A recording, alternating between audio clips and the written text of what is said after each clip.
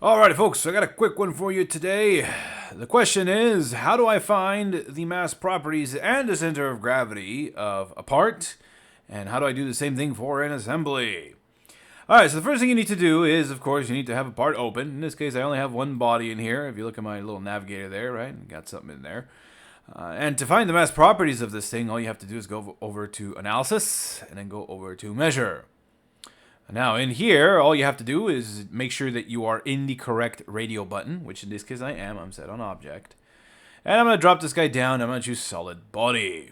Very nice. All you have to do now is just move your mouse over to the body and boink. There be the mass properties. Very nice. Now if you go over into Settings, you can see that we have this associative button, which essentially means that if the part changes, then this mass property is also going to change. So I'll turn that on, sure. I'm also going to turn on this guy that says Create Geometry. This will give me the center of gravity as a datum point that I can use.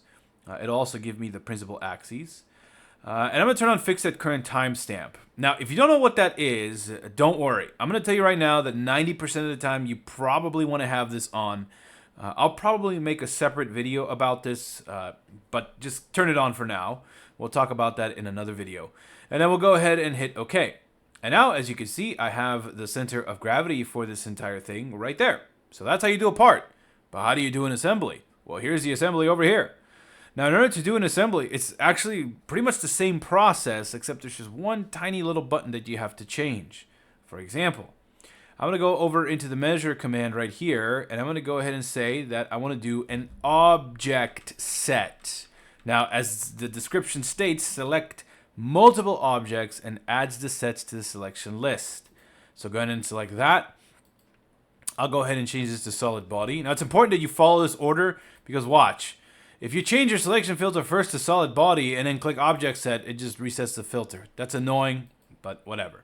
Anyway, we'll go to solid body, and then all I have to do is hit Control A, and bam, there's the mass properties for this entire thing.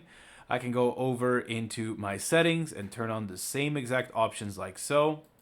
And as you can see, the mass properties are right there. All right. So if you guys have any questions or concerns regarding this, please let me know. But that was a quick one for you. And as always, take it easy. Bye-bye.